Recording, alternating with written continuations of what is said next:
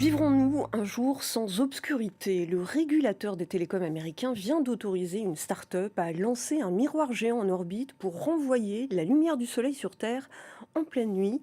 Un projet qui fascine autant qu'il inquiète. L'entreprise promet d'allonger l'usage des panneaux solaires après le coucher du soleil, d'aider les opérations de secours, les chantiers isolés et les zones privées de courant. Alors, en pleine crise climatique, est-ce bien raisonnable? Au-delà de la pollution lumineuse, les scientifiques dénoncent aujourd'hui des risques pour l'environnement et pour le vivant. Le volet militaire inquiète également. Alors pour en parler, direction Los Angeles où se trouve notre correspondant Loïc Piala. Loïc, comment un tel projet a-t-il pu voir le jour? Alors cette start-up, elle est née en 2021 ici à Los Angeles, hein. La Californie a une longue histoire avec l'industrie aérospatiale. Elle a été fondée par deux ingénieurs. L'un d'entre eux faisait des vidéos sur YouTube de ses expériences scientifiques quand il était au lycée. Alors cette idée d'envoyer un miroir dans l'espace pour refléter la lumière du soleil, elle n'est pas nouvelle.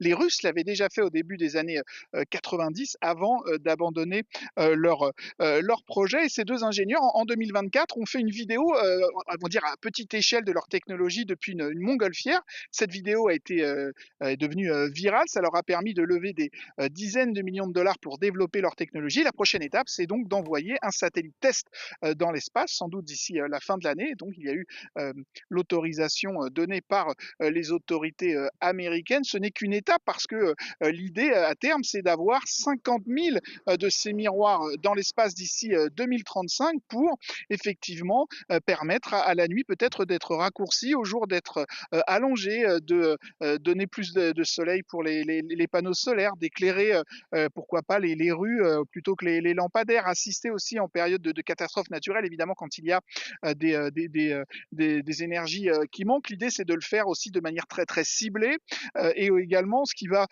poser de plusieurs questions, c'est est-ce que cette compagnie va arriver à promettre, à offrir de l'énergie propre et en abondance sur demande, comme elle l'annonce sur son site internet, parce qu'évidemment, c'est une technologie qui reste quand même compliquée à mettre en place. Alors on l'a vu côté scientifique, il y a eu une mobilisation pour que la FCC, le FCC, le gendarme des télécoms, ne valide pas ce projet.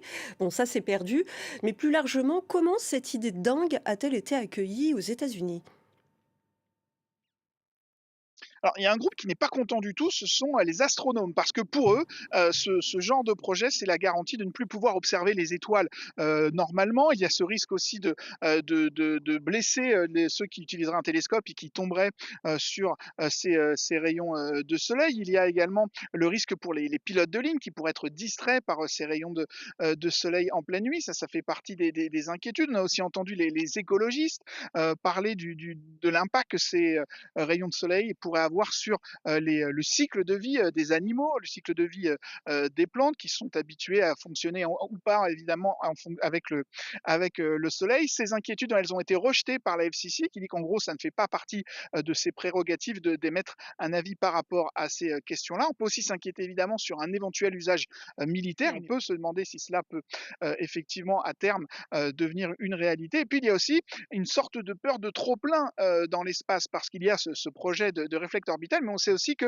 SpaceX et Elon Musk ont pour idée d'envoyer dans l'espace des centres de données, des data centers qui fonctionneraient 24 heures sur 24 avec la lumière du soleil. Ces data centers sont très critiqués ici aux États-Unis pour leur consommation énergétique. Évidemment, si vous les envoyez dans l'espace, cette consommation énergétique pose moins de problèmes. Et puis il y a aussi donc voilà cette impression que dans l'industrie privée de l'aérospatiale, on a décidé d'exploiter le soleil 24 heures sur 24.